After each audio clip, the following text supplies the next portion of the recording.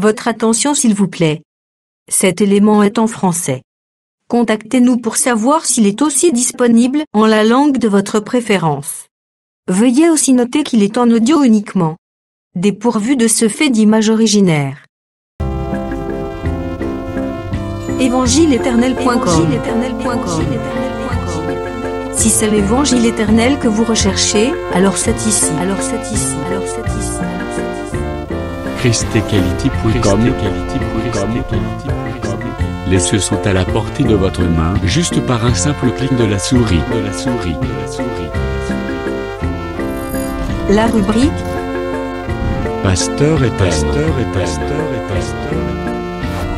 vous présente aujourd'hui l'homme de Dieu, le bien-aimé, l'apôtre Blanchard Ingela, ministre de l'Évangile éternel. Recherchez-vous les enseignements de l'apôtre Blanchard Ingela? Allez sur ChristEquality.com ou sur evangileeternel.com/blancharengala.html. Les enseignements sont disponibles en texte, audio et vidéo. Surtout, ne partez point sans souscrire à l'une de nos chaînes YouTube qui correspond à votre version linguistique. Souscrivez s'il vous plaît. Bonne édification au nom de notre commun Seigneur et Dieu Jésus-Christ. Amen. Que la paix, la grâce, la miséricorde, l'amour, la protection, la bénédiction et l'assistance du Dieu très haut soit sur tous mes compatriotes célestes dans les glorieux et puissants noms de notre Seigneur Jésus-Christ. Compagnons de sensibilisation. Prenons sans plus tarder les Saintes Écritures. Je suis avec la sœur Esther chapitre 10e. Je lis au 3e verset. Esther chapitre 10, le verset 3, il est écrit: car le juif Mardochée était le premier après le roi Assuérus, considéré parmi les Juifs et aimé de la multitude de ses frères. Il rechercha le bien de son peuple et parla pour les bonheurs de toute sa race. Bien-aimés dans les Seigneurs, il nous a été mis à l'esprit de pouvoir partager avec toi, concitoyens célestes, ces messages de sensibilisation. Ces messages plutôt qui te met la puce à l'oreille pour te rappeler que nous ne sommes pas en période de paix. Bien au contraire, nous sommes en pleine période de guerre. Jésus-Christ nous a laissé la paix, mais la paix grâce à l'épée. Il n'y a pas de paix sans paix.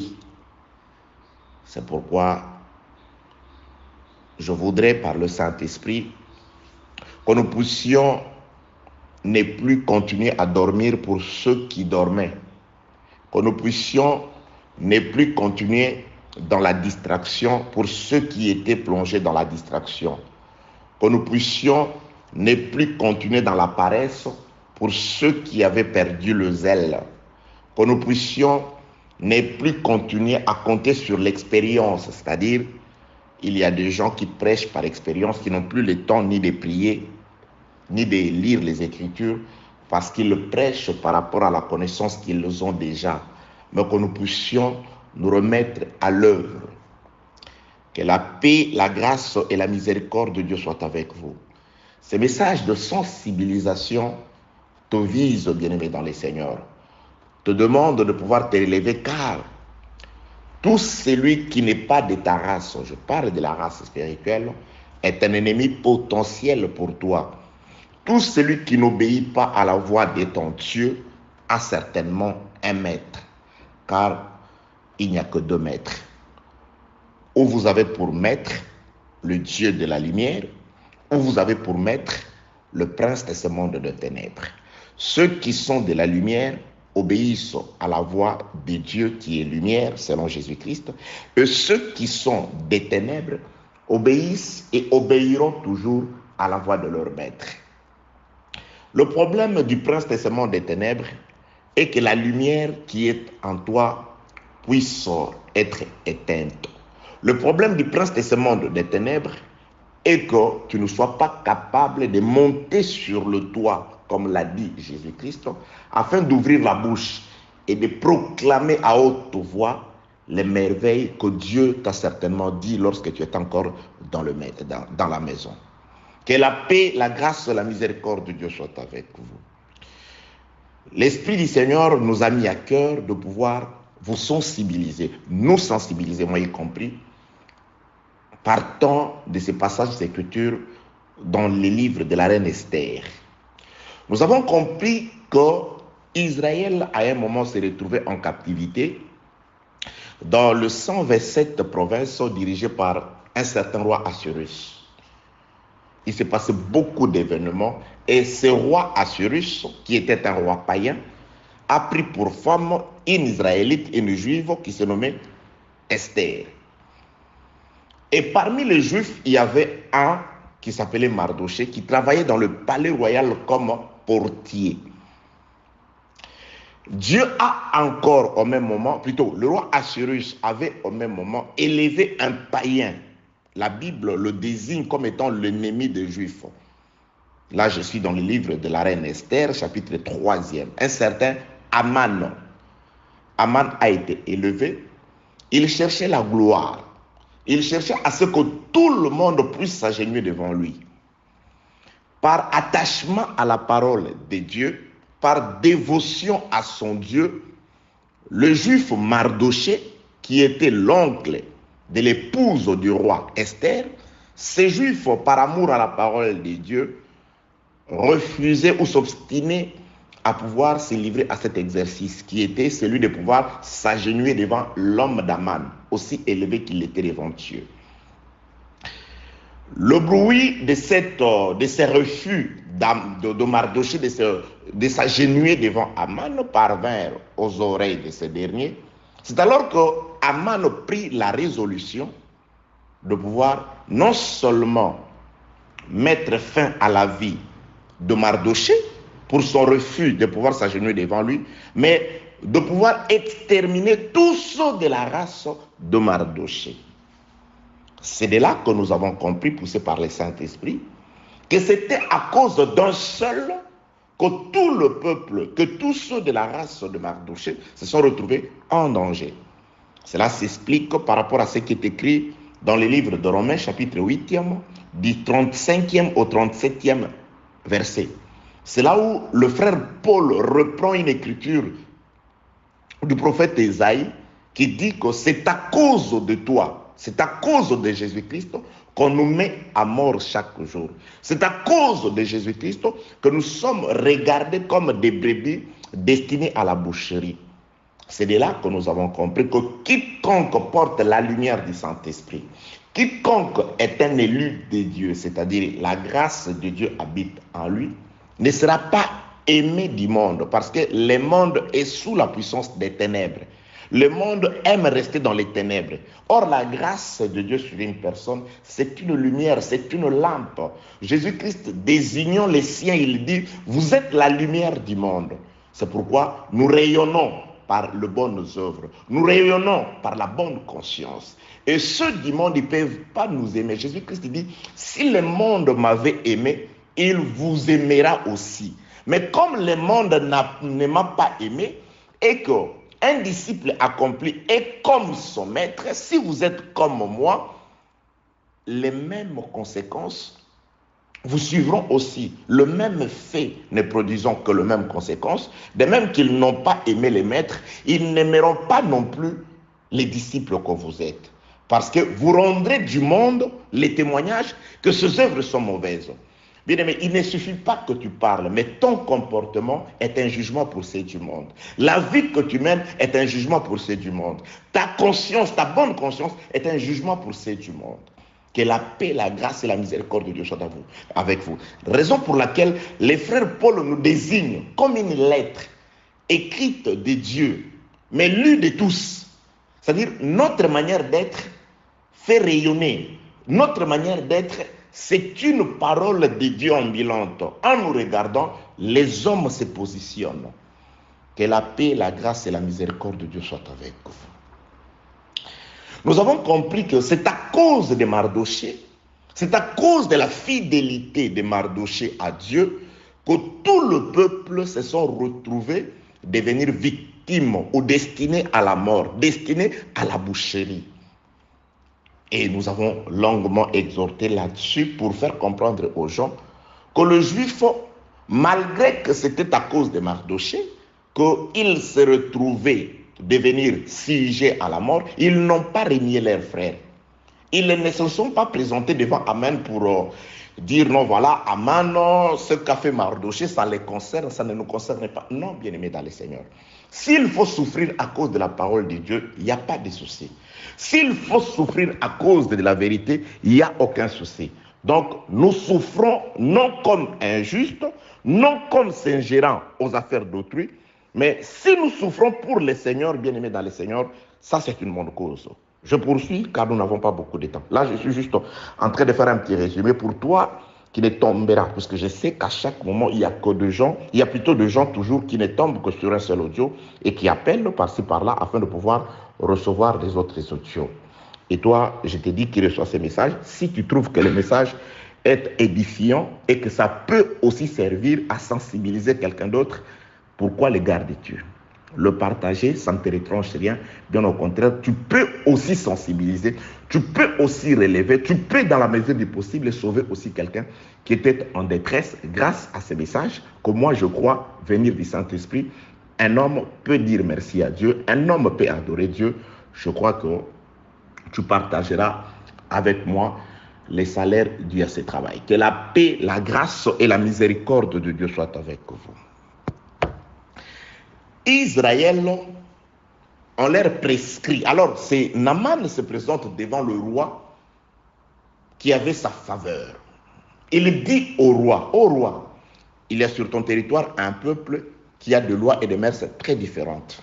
Ce peuple-là n'obéit pas aux lois de la République parce qu'ils ont leurs lois, ils ont leur façon d'être, ils ont leurs mœurs à eux.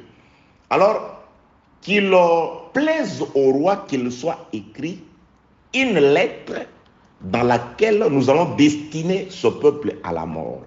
C'est alors que le roi, qui aimait Aman, qui considérait Aman, qu'il avait élevé comme un homme de confiance pour lui, ordonna à ce qu'une lettre ainsi fondée soit écrite, dans laquelle on demande à tout le non-juif, où qu'il soit, à une date donnée, de pouvoir s'élever et de s'attaquer, mettre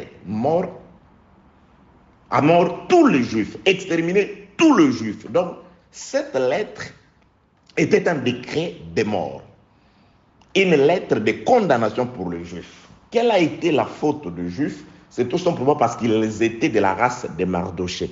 Quelle a été la faute de Mardochée? C'est son obéissance à la parole de Dieu. C'est son refus de remplacer Dieu par un homme de la terre.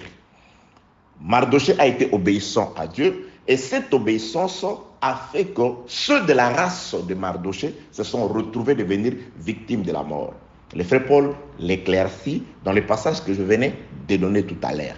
C'est à cause de Christ, c'est à cause de ta bonté, de ta grâce, de cette lumière que tu nous as donnée, que nous sommes aujourd'hui devenus un sujet à des persécutions. Si les esprits impurs t'attaquent, si le méchant t'attaque, ce n'est pas parce que tu ne leur plais pas, ce n'est pas à cause de ta tête, c'est à cause de la grâce de Dieu qui est sur toi. C'est à cause de la lumière qui est en toi. Car c'est la lumière qui veut bien et combattre. Bien-aimés dans le Seigneur, très chers compatriotes célestes, mes concitoyens éternels,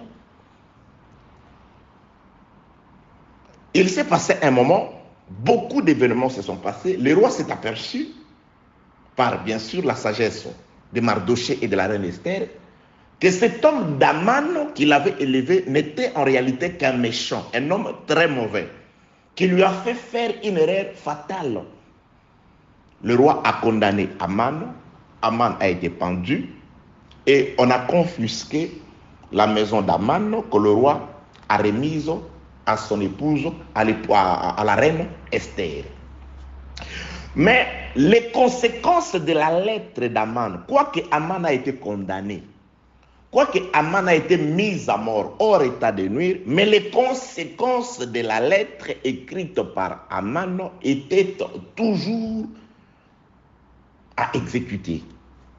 C'est alors que, sous l'instigation ou la demande de Mardochée, la reine Esther va se présenter devant le roi. Ensemble avec Mardochée, ils vont intercéder en faveur de Juifs pour rappeler au roi que roi Mardochée est plutôt Aman, certes, il est mort, mais la lettre qu'il a écrite, elle sera exécutée. S'il vous plaît, roi, veuillez écrire une autre lettre qui vient annuler la première lettre, c'est-à-dire dire aux gens de ne plus exécuter la première lettre, c'est-à-dire de ne plus s'attaquer aux Juifs, de ne plus mettre à mort les Juifs. Voilà, c'était ça l'intercession de Mardochée et de sa nièce Esther auprès du roi. C'est alors qu'avec beaucoup de compassion, beaucoup d'amertume dans le cœur, le roi fera comprendre une réalité. Aman, certes, il était un méchant, il a été pendu au bois, je confisquais ce qui était à lui pour le faire passer vers toi, la reine Esther. Mais ce qu'il a écrit, ce qui est écrit dans cette lettre-là, je ne peux la révoquer. Personne d'ailleurs ne peut la révoquer. Ce qui est écrit dans cette lettre-là s'accomplira.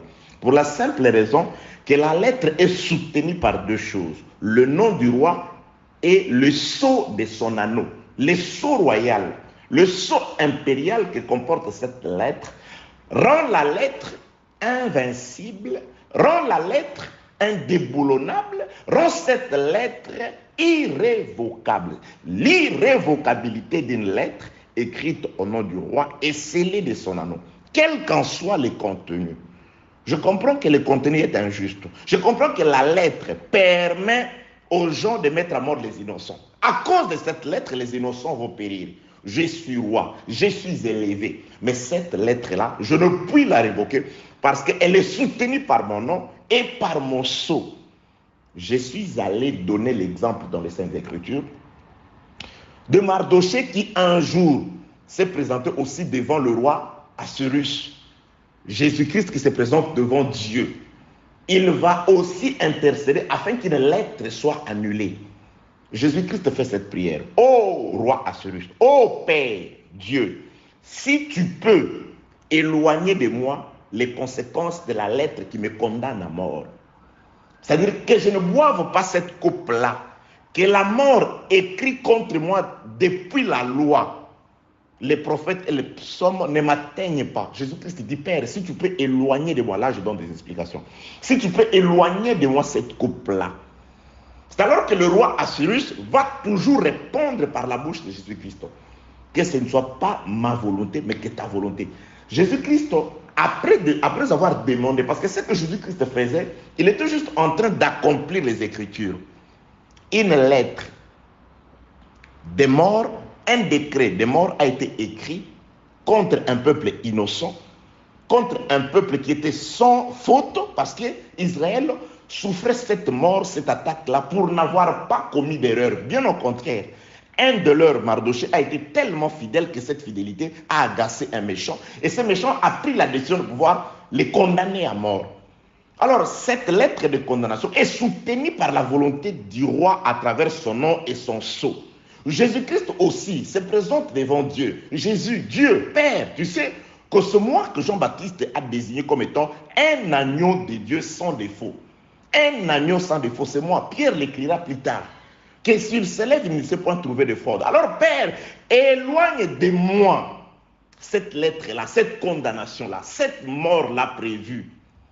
C'est alors que Jésus-Christ va répondre, Dieu va répondre par Jésus-Christ, que cette mort-là, tu vas la subir. Ces attaques-là, tu vas les subir.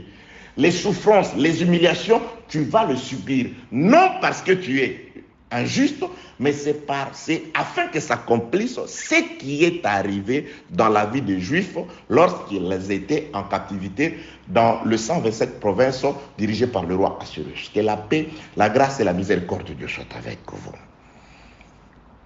Donc Jésus-Christ aussi a demandé à Dieu, comme Mardochée va intercéder auprès du roi, à ce que cette lettre-là soit révoquée. Que cette lettre-là soit annulée, qu'il n'y ait plus d'attaque parce que nous sommes des justes. Oui, bien aimés, certes, aujourd'hui, nous avons été gratuitement justifiés par le sang de Jésus, par l'œuvre de sa mort. Il nous a justifiés.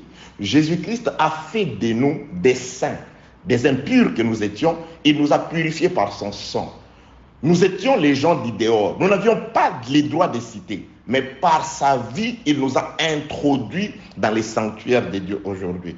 Nous sommes habitants de la Jérusalem qui n'est pas de la terre. D'ailleurs, la Jérusalem céleste. Nous sommes concitoyens de Dieu. C'est pourquoi je vous appelle concitoyens célestes. Nous le sommes devenus grâce à l'œuvre de la croix, grâce à la mort de Jésus. Donc Dieu ne nous regarde plus comme avant. Mais si Dieu te regarde aujourd'hui, il te regarde au travers de l'œuvre de la croix. Il te regarde au travers du sang de Jésus-Christ. Si et seulement si tu vis la vie de Jésus-Christ. Si et seulement si tu as conscience que sans Jésus-Christ, tu n'es rien, tu ne peux rien et tu ne feras rien, tu n'iras nulle part. Mais néanmoins, malgré l'œuvre de la croix, malgré les sacrifices du Seigneur, malgré l'expiation, malgré la purification, malgré que tout a été accompli à la croix, et que nous qui étions perdus, nous avons été retrouvés par Dieu, nous sommes rentrés spirituellement dans la maison du Seigneur. Néanmoins, les conséquences de la première lettre qui nous condamnait, ces conséquences-là, arriveront toujours. Dieu n'a pas annulé l'action des méchants sur nous. Non, non. L'œuvre de la croix n'a pas annulé les actions des esprits impurs contre nous. Non, non. L'œuvre de la croix n'a nullement annulé la haine de méchants, la haine de ceux qui ne sont pas de Dieu contre nous. Non. C'est la raison pour laquelle nous vivons. Il y a des fois où nous tombons malades, il y a des fois où nous avons des difficultés, il y a des fois où tout ce qui peut arriver aux hommes nous arrive. Pourquoi? Parce que nous sommes sur la terre, il y a un édit méchant, injuste qui est contre nous. Il y a des gens qui en veulent à notre vie sans que nous les ayons offensés, tout simplement parce que nous sommes des enfants de Dieu, tout simplement parce que nous avons la grâce de Dieu.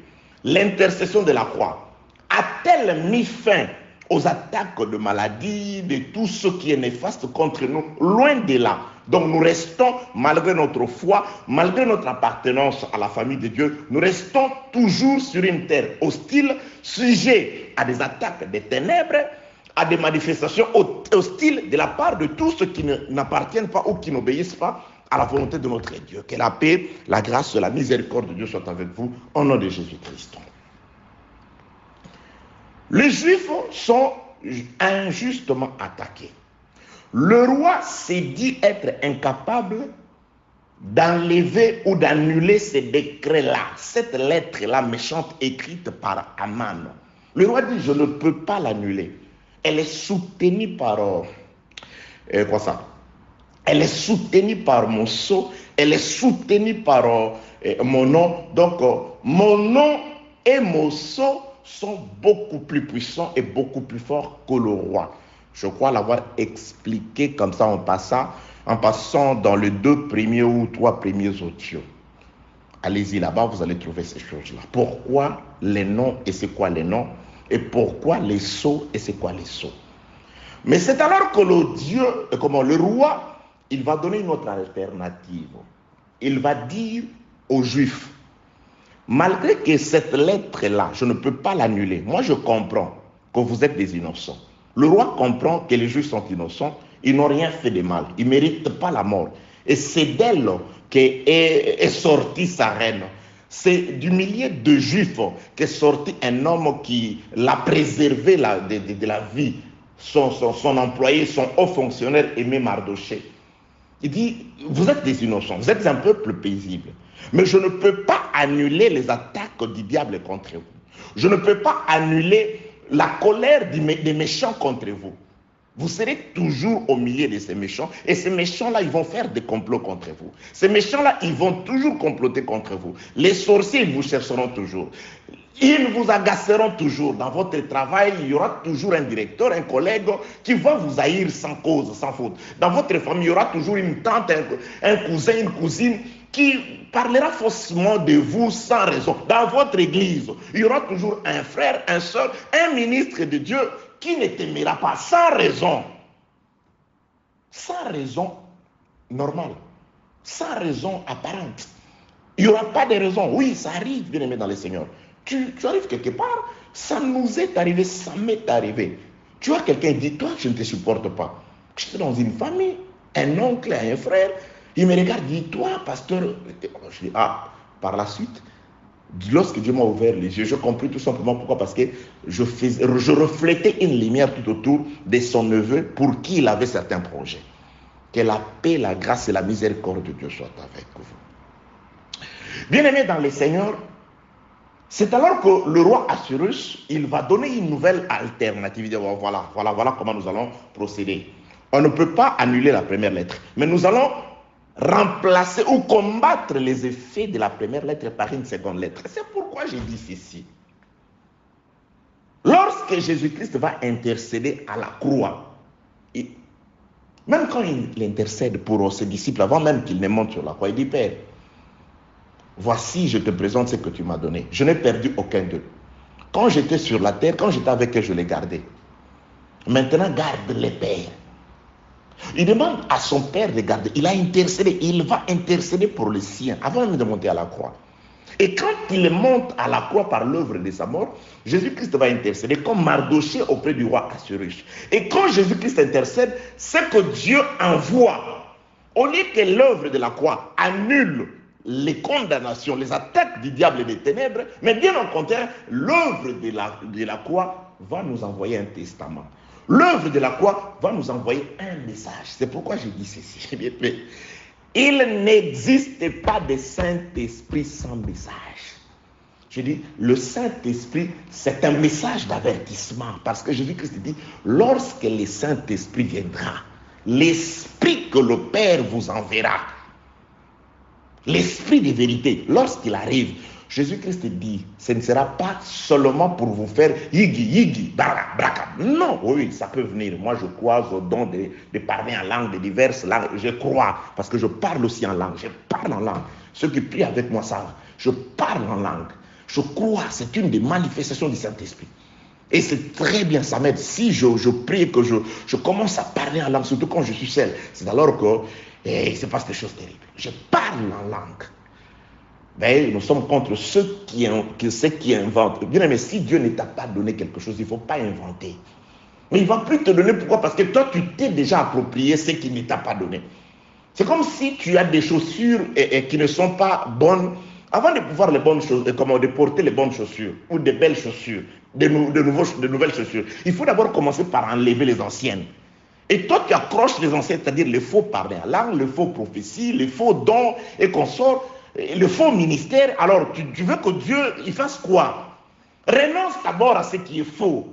Renonce d'abord aux mensonges. Renonce d'abord à toutes ces choses. Au faux parler en langue que tu as appris par, je ne sais pas, une certaine école. Ok, que la paix, la grâce et la miséricorde de Dieu soient avec vous. C'est une exhortation en tout cas. Je ne m'aimerais pas vraiment plonger dans beaucoup d'enseignements. Que la paix, la grâce et la miséricorde de Dieu soient avec vous. Je parlais du Saint-Esprit. Le Saint-Esprit, c'est un message. Un message dans lequel se trouve la puissance. Il y a d'abord un message qui est accompagné de puissance. Voici la puissance qui accompagneront. Voici les miracles. Voici les phénomènes qui accompagneront ceux qui auront cru au message. Bien aimé, là où il y a le Saint-Esprit, c'est un message. Le Saint-Esprit est une lettre. C'est pourquoi le roi a résolu qu'on écrive une seconde lettre. C'est ça le message de la grâce dans laquelle se trouve la puissance de la délivrance. La puissance qui nous protège contre les effets de la première lettre. Ils vous feront la guerre. Le malheur atteint souvent le juste. Là, c'est Dieu qui parle. Là, c'est Dieu qui prophétise.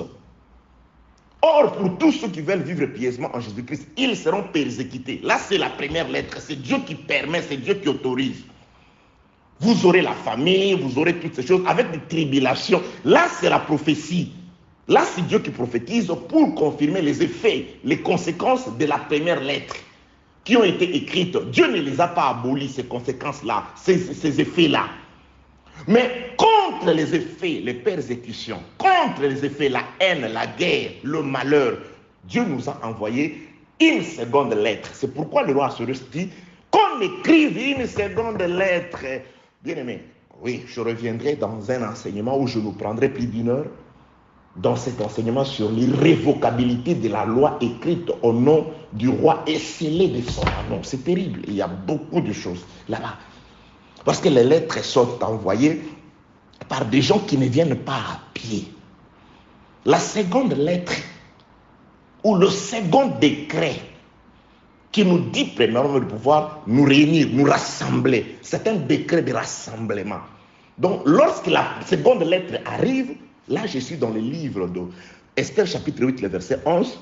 Premièrement, le roi ordonne à ce que rassemblez-vous, tous les Juifs rassemblez-vous. C'est-à-dire, la seconde lettre, le Saint-Esprit, quand il arrive, porté par des gens, parce que cette seconde lettre était portée par des personnes qui étaient montées sur des chevaux et des mulets nés de juments. Ce n'est pas en vain. Ok, bien-aimé, vous n'amenez pas un message.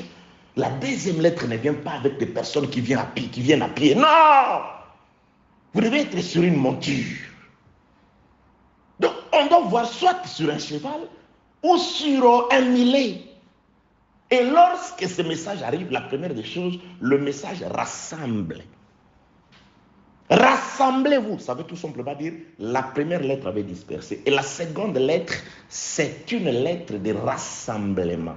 C'est pourquoi il est écrit dans le livre de Jean chapitre 11e que le souverain sacrificateur a dit qu'il est juste qu'un homme seul meure à la place de toutes les nations. Jean dit, parce que Jean écrit quand il a le Saint-Esprit, il dit, il prophétisait, car Jésus-Christ devait mourir afin que par son sang, qu'il réunisse tous les enfants de Dieu qui jadis étaient éparpillés.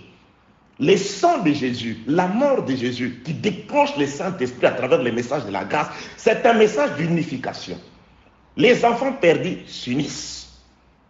Ecclésiaste dit, il y a un temps pour jeter le pierre et il y a un temps pour ramasser le pierre. Le pierre, nous étions jetés, éparpillés les enfants du royaume par la première carte, par le péché de notre premier Adam. Mais Jésus-Christ, par son message, c'est un message d'unification. Bien, mais je peux rester uni à toi. Toi qui es de l'autre côté, je ne sais pas, d'Australie, qui me suit depuis les États-Unis d'Amérique, Australie, moi ils sont en Chine, depuis le Congo profond, depuis le Cameroun, la Côte d'Ivoire et partout, nous sommes unifiés par cette lettre à travers l'enseignement. C'est l'unité de l'esprit. Nous sommes loin des corps, mais comme Dieu regarde l'esprit, nous avons un esprit ou des esprits unis par l'enseignement. Nous pensons la même chose, nous voyons la même chose, nous marchons dans la même direction. Le vrai enseignement, c'est un enseignement qui met les gens ensemble. Unification, ok. Rendez-vous dans l'enseignement. Je suis en train de parler de deux lettres. La première lettre est celle qui parle de la mise à mort des Juifs, qui étaient innocents. Ils sont mis à mort par un homme haineux. Pourquoi? Parce que l'un des Juifs refusait de lui faire allégeance. Par obéissance à la parole du Seigneur, et toute la race de Juifs se retrouve en danger par Mardoché. Alors, le même Mardoché, c'est celui qui va intercéder. À cause de la lumière, le diable en veut à notre vie. À cause de la grâce, à cause de la parole. Mais l'intercesseur, ce n'est que celui pour qui nous souffrons. Ou celui à cause de qui nous souffrons. Christ, c'est celui qui est, disent les Écritures, notre avocat auprès du Père. Nous avons auprès de Dieu un intercesseur, un avocat, Jésus-Christ. C'est celui qui intercède. Et Jésus, quand il intercède pour toi, Jésus-Christ doit t'envoyer le message. Oui, bien aimé. Le message, c'est la parole. La parole. La parole. Les Écritures, il y a des vrais dans ce qui est écrit. Quand ils étaient en détresse, pendant leur détresse, quand ils ont prié comme toi tu pries, ce que Dieu leur a envoyé, c'est le message, c'est la parole. Et cette parole leur a guéri. C'est un message, c'est la parole. Dieu parle, Dieu est la parole. Il a tout créé par la parole. S'il veut recréer ce qui manque à toi, mais il va utiliser la parole parce qu'il est le même hier, aujourd'hui, éternellement. Dieu utilise la parole. Quand ils ont crié pendant leur temps de détresse, c'est la parole qu'il a envoyée. Dieu ne change pas et aujourd'hui, Dieu t'envoie la parole. Et cette parole qui vient te dire, comme la seconde lettre du roi pour le peuple juif, relevez-vous. Mettez-vous d'abord ensemble. C'est-à-dire, c'est un message qui vient unir, car il est doux et agréable aux frères de demeurer ensemble. Dieu ne répand pas la bénédiction de la grâce du Saint-Esprit si l'œuvre de la croix ne nous a pas d'abord tous mis ensemble. C'est pourquoi il y a une sœur qui a dit, mais c'est plus possible. Quand je t'entends parler, je croisais quelqu'un, il entend comme toi. Quoi, vous étudiez dans une même école ou quoi? Oui, oui. Nous sommes concitoyens, nous sommes fils d'un même mère, fils d'un même père. Nous avons été allaités des mêmes mamelles. C'est tout à fait normal qu'on puisse raisonner, penser, réfléchir de la même façon. Là où nous ne sommes pas d'accord, nous marchons d'abord ensemble. Il y a beaucoup plus les choses tout autour desquelles nous voyons de la même façon que ceux pour lesquels nous avons des points divergents. Que la paix, la grâce et la miséricorde de Dieu soient avec vous. Donc, nous sommes en présence de la seconde lettre. Lorsque le roi écrit la seconde lettre ne vient pas dire au peuple, ne vous en faites pas, le roi a annulé. Il n'a pas annulé. Le roi ne peut pas empêcher le diable de pouvoir travailler. Non, le diable travaille. Fais ce que tu sais faire. Bien aimé, chacun ne peut faire que ce qu'il peut faire. Le diable, il ne sait qu'ensorceler. Il va faire son travail.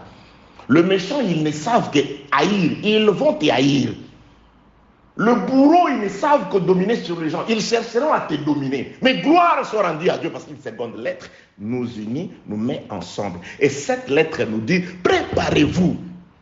Une lettre d'encouragement, un décret d'encouragement. Dieu dit, Jérémie, ils te feront la guerre. Ils ne te vaincront pas parce que je serai avec toi. Moi, la seconde lettre, bien aimé, la seconde lettre, c'est le Saint-Esprit à travers Christ qui est le message, qui est la parole de la gloire. Jésus-Christ, la parole, c'est elle qui a tout créé et c'est elle qui crée la force en toi. C'est la parole qui crée la dissuasion de l'ennemi en toi. Oh, mon frère Paul m'appelle. Il dit ceci.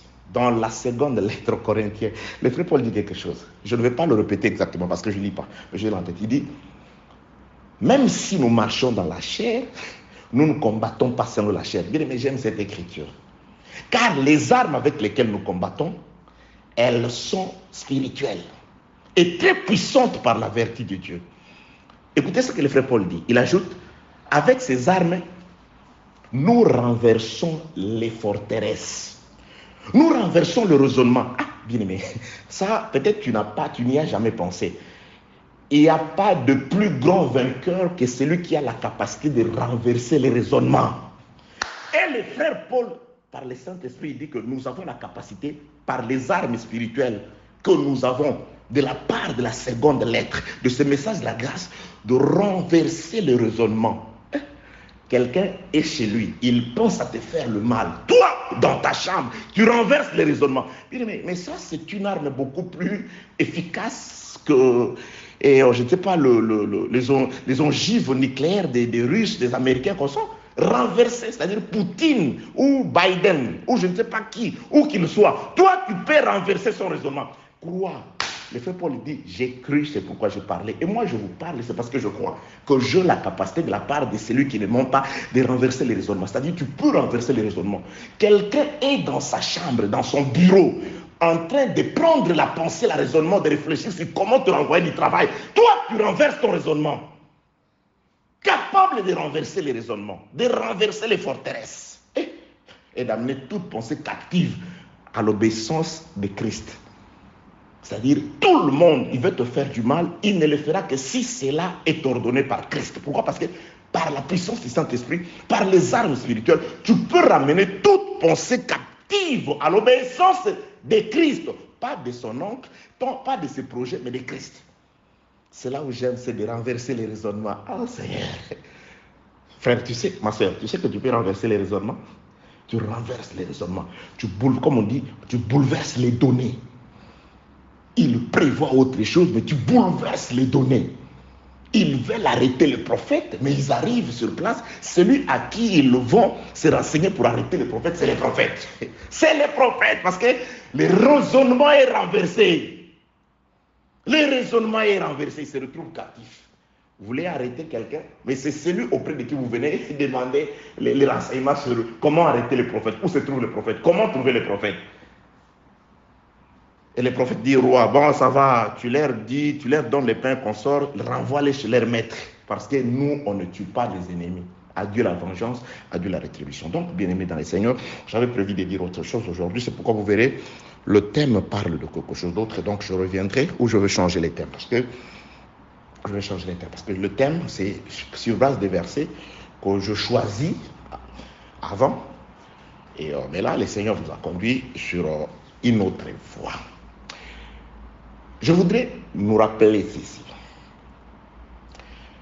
Le Juif se retrouve ennemi, plutôt haï de par tous ceux du pays dans lequel il vivait par l'instigation d'un méchant Aman. À cause d'un seul juif, Mardoché, tous les juifs se sont retrouvés devenir hostiles à tous les autres habitants. Et ainsi, un jour a été déterminé pendant lequel tout le reste des habitants de ce pays devraient se mettre à s'attaquer aux juifs. Aman a été reconnu méchant par la suite, le roi l'a illuminé. Ainsi, on a fait l'intercession afin que ces décrets de mort puisse être éliminé, puisse être plutôt révoqué, arraché, annulé. Le roi dira que ce décret-là ne peut pas être annulé. Les attaques contre nous ne peuvent pas être annulées. La haine du diable ne peut pas être annulée. Mais ce que Dieu fait, il a prévu qu'une seconde lettre arrive. Qu'une seconde lettre soit écrite. On va écrire une lettre dans laquelle on confirme que, préparez-vous, les ennemis, les gens au milieu de qui vous vivez ne vous aiment pas. Les mondes ne vous aiment pas. Ils ne cherchent qu'une certaine ouverture de votre part quand vous baissez la garde pour vous attaquer, pour vous asséner des coups. Soyez prudents car ils sont en train de rôder comme le méchant. Soyez prudents et la prudence vous amène à l'unification. Rassemblez-vous. C'est une lettre de rassemblement autour de la parole. C'est-à-dire que tous les Juifs devraient se rassembler autour de cette lettre-là. C'est pourquoi notre rassemblement autour de notre drapeau national, la Bible parle beaucoup plus de bannières. Là où vous voyez bannière, ça veut dire drapeau. Les troupes étaient rangées derrière leur bannière. Donc bannière, c'est le drapeau. Car nous avons notre bannière. Le drapeau, c'est la parole, bien-aimé. Fidélité au drapeau, fidélité à la bannière, fidélité à la parole. Donc tout autour de la parole, nous nous rassemblons. Ainsi, on se prépare à la guerre. Par la suite, Dieu nous aidera à comprendre quelles sont les armes que nous avons utilisées afin de pouvoir nous défendre contre les attaques de l'ennemi. Pour aujourd'hui, que celui qui a créé les cieux et la terre vous bénisse au nom de Jésus-Christ.